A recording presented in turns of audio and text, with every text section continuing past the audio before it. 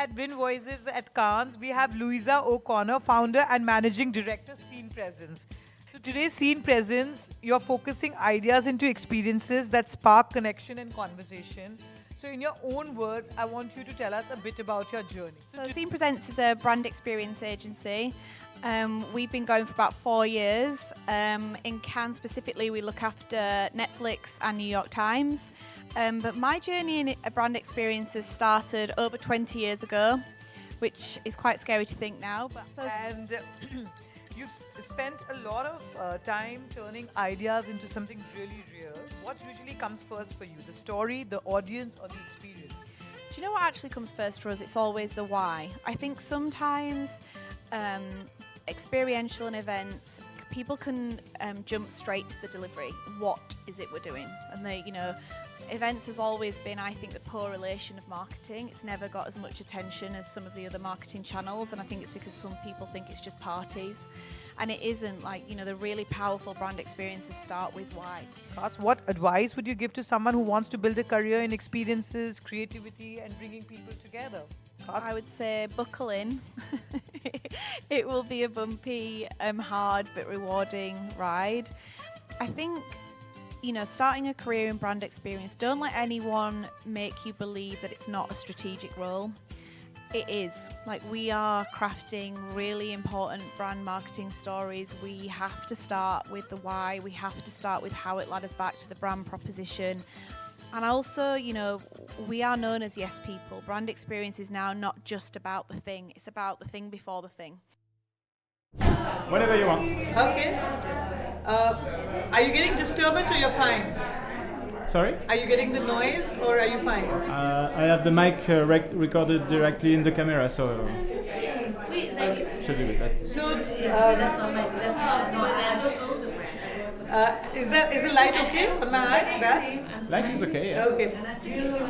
So today on Win Voices podcast at Cannes, I have Louisa O'Connor, founder and managing director, Scene Presents, Win Voices.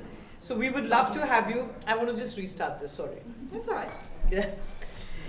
Today at Win Voices at Cannes, we have Louisa O'Connor, founder and managing director, Scene Presence. Louisa, you have actually had experiences in building businesses, brought in different people, brands, community in very, very meaningful ways with a background across projects, brand experiences and live events. You've really built a reputation for creating spaces that feel thoughtful, memorable and culturally relevant. So today's Scene Presence, you're focusing ideas into experiences that spark connection and conversation. So in your own words, I want you to tell us a bit about your journey. Yeah, of course. So thank you for having me, first of all. It's a pleasure to be here. So Scene Presents is a brand experience agency. We've been going for about 4 years. In Cannes specifically, we look after Netflix and New York Times. But my journey in brand experiences started over 20 years ago, which is quite scary to think now, but it's all I've ever done. I knew I kind of wanted to be in events when I was at university. I was kind of helping with events whilst there, and I loved what brand experiences did for people and how they made them feel. So I kind of worked my way up from the bottom. I started in delivery as a project assistant, worked my way up through all those roles, into client servicing, then through into founder and MD, and I feel like being able to understand what it takes to deliver a brand experience has stood me in good stead to actually build an agency and know what it takes to deliver those. So I'm actually going to ask you something. I saw this huge line outside Netflix yesterday, and I don't know what that was for, but I just asked people. So were you behind that huge line? That was our fault, yeah. Sorry. Yeah. What is it that you guys were doing? So last night we had our late night. So we had Ali Wong doing a comedy show in the theatre. And then afterwards we had a late night party that went till 2 a.m. So all those people were trying to get in to see Ali Wong. Yeah, it was a huge line. Yeah. I know we came back for something else Yahoo had done and we were up also late. But yeah, that was a huge line and I was like, That was like in the evening, and I was just walking back just to change, and I was like, oh Well, that's wow. the power of brand experience, Yeah. right? It's like you get those lines because people want to be immersed in those brands. Like there's lines all up and down the Quizette, which I Yeah. know can be frustrating, but it's because people want to attend those experiences. They want to be immersed in those brand worlds. They want to see the stories. They want to see the fandom, and I think Cannes is one of those spaces where you really get to see the power of brand experience. Yes. And yeah, I just wish we had a larger presence out of India. I mean, Netflix is really growing in India, but I just feel that I would, considering we're the most populated country in the world, we should have more people out of India. I feel we are very, very limited. In fact, when I first start talking about Cannes and I would ask like potential brands to partner with us, they would always mention the Cannes Film Festival. Yes. The Cannes Creativity Festival doesn't even come into their radar. No. So I know what you're talking about. And so, what has been your most enjoyable part with Scene Presence?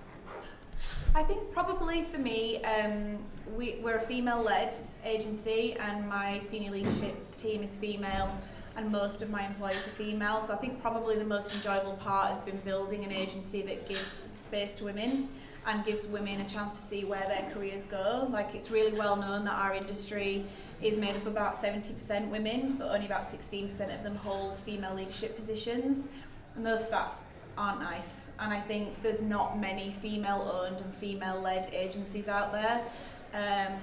And creating somewhere where the females in my business can see where their career can progress, can learn from other like-minded women, and can see women, really blazing a trail in their career has been really rewarding to see, and I'm so pleased that I get the opportunity to do that. We have something in common. I actually run a communication agency in India, and I started that at the age of 23. And we work with some 500 plus brands, so that's more on the public relations, social media, influencer marketing domain. And I have an all women's team too. Yeah. But yeah, we would like to see more women in leadership roles. Yeah, there's and not enough of us. there's not enough of us, and the numbers should grow. And I'm surprised that we are across continents, but yeah, the statistics still remain. Still fighting the same fight. Yeah, and that's exactly the reason the Women Inspiring Network is there, so that we have more voices, we can all think about it, inspire each other, and connect with each other. So events, of course, bring together creativity, and it gets people in a lot of interesting way. What do you personally enjoy most about curating such experiences? I think probably the biggest thing is the human aspect. I think brand experiences are the one thing that is still real. Digital is amazing, it creates lots of opportunities and there's lots of great innovation out there, but brand experiences are the one thing where you can come together and know that it's real and have that human interaction. And I just saw it in the room before we filmed this podcast, like the women in the room were really connecting together, and you can only really feel that in in-person experiences. I think that's really exciting. I think the other thing is, we live our lives on social media. Gen Z are now known as the most lonely generation that we've ever had because they spend so much time online, and I think brand experiences give us the opportunity to create communities for people, create a space where people can come together, see themselves in other people, have a place and a space to connect. And it's really nice to walk into a room and see that you've created something that has made people feel like that. And I think that feeling is where we always start with all our briefs, is like, how do you want to make someone feel? Start there, and then the rest will follow, because that's the bit that people remember. I love the human connection part of it.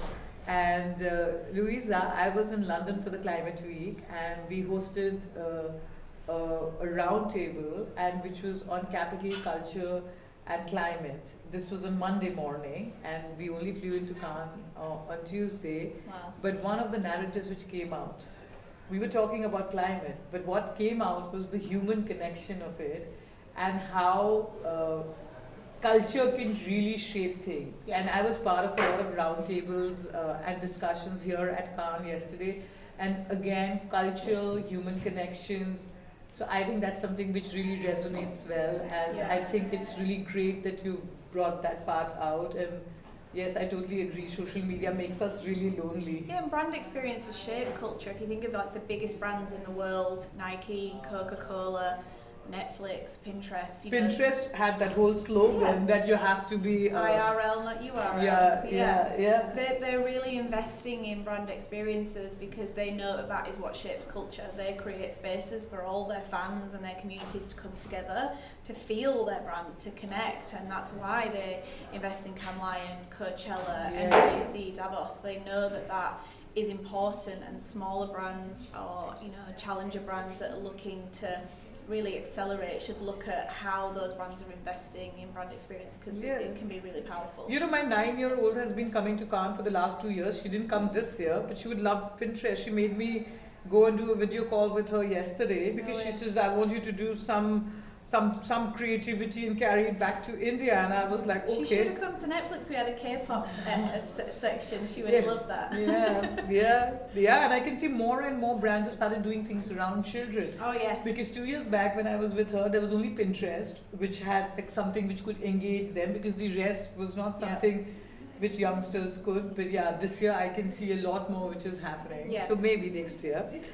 And you've spent a lot of time turning ideas into something really real. What usually comes first for you? The story, the audience, or the experience?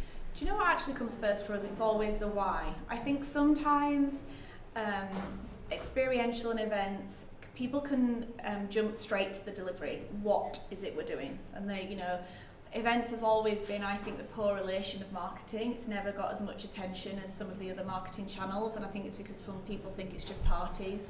And it isn't. The really powerful brand experiences start with why. Why are we doing this? How does it ladder back to the brand proposition? Who are we inviting in terms of a consumer? Why are we inviting them? So I think even when we challenge briefs, to be like, why do you want to do this? Why do you want to do this event, and what are you trying to achieve at the end of it? So we usually start there. And then secondary will be audience, because every brand experience is different. The way we create a brand experience in Cannes Lion is very different than we would create a brand experience at CES or Coachella, for example.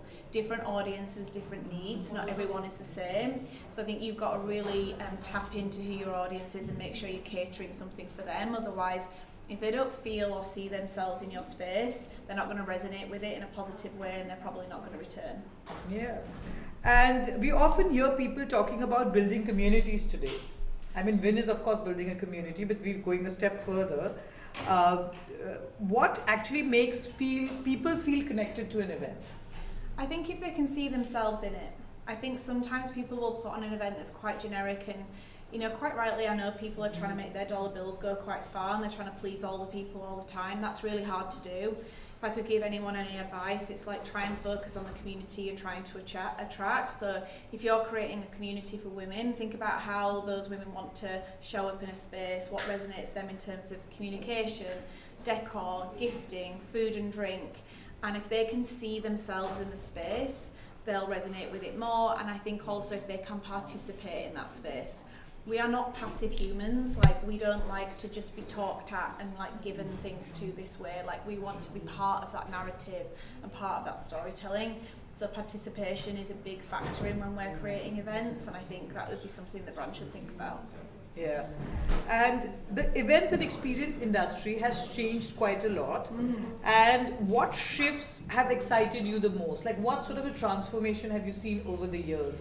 Well, one this week has excited me the most. I think I've always been baffled at Cannes Lion. Cannes Lion is almost like the Super Bowl of experiential. There is so much experiential build, but it never gets a seat at the table. It rarely gets panel discussions. It rarely gets talked about, but it is starting to happen. I've noticed lots of panels happening this week on female quotient at Canva, talking about brand experience. There's rumours that maybe there'll be a category at Cannes Lion next year that's all around experiential. So I think that brands and marketeers are really starting to understand the power of brand experience, and I think that shift is really important. And I think the other part of that is how fandom and the use of communities has changed. People used to only really want influencers at their events. Your proposition is really interesting. It's what you want at your event is authentic communities. You are creating spaces for them and you're inviting them. And I think the brands like Refy have done exactly the same. They've invited their actual fans away to events and experiences, their actual community, versus focusing on paid influencer. And I think building spaces that include the people that you're trying to sell to has been a really interesting shift over the past couple of years. You know, you're just really inspiring me, and I'm going to take some more tips from you. And I'm going to rope you in for our New York event and Davos. You have to do that. You have to help us on that. Because, you know, I mean, that's something which we've been thinking about. Yeah, of course, we are a global entity, but we're a 501c company in the United States, and you know, we want to get some brands onto our spaces so that the experience sort of matters. Yeah. We've been able to build our community into 10,000 global leaders from 50 different countries. But it's the experience part of it. Like, of course, you know, they love the curation, they love the discussions. But yeah, you know, sometimes that little added. Well, you're trying to make the intangible part of your brand and your community tangible. Yes. So the bit that you know they already have is the discussion, the community, the bond. What you want to do is create a space that they feel reflected back at them, and that your brand feels reflected back at them. But we don't have budgets, so how do we do that? Well, I know the thing is that budget. I get asked it all the time. You know, that there is millions of dollars spent on this Quizette. Like the brand experiences you see here, top tier, and I get it. And I think it can be overwhelming for a brand to see that and be like, how am I ever going to compete with that? But I think there are principles that you can take away from it. So how do you connect with people? How do you entertain people? How do you reward people? And how do you create a space that feels like them? And I think you can do that on any scale. You've got to think like one of the first events we did with Netflix did not look like that. It wasn't as big, you know. So start small and grow. Yeah, this is our second year as an entity. And well, the people I just saw in the room were fantastic. You know, if it's only your second year, the fact that you're getting even people in the space and feeling as buzzed as they were together to be here with everything that's going out on the Quizette, like that's what it's all about. Yeah, and we're in a small little room here. I know, but and not on the beach and not on the rooftop. And it's very welcoming, you know. As women, you want a welcoming space. That's half the battle. Yeah. So I'm going to take more tips on that from you.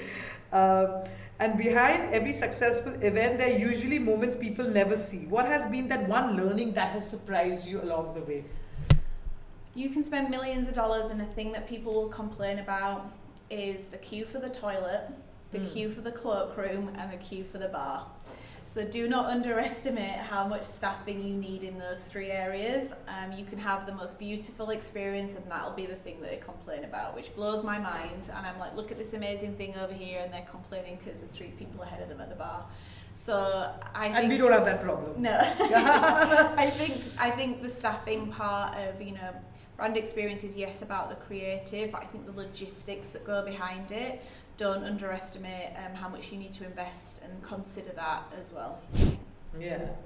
And with such a fast-paced schedule, how do you stay creative and avoid burnout? I mean, avoiding burnout in our industry is tricky. You know, we've just done one of the hardest weeks of our year. Like, Cannes is brutal. It's been 36 degrees this week. We've been building on rooftops and beaches. Like, it's hard.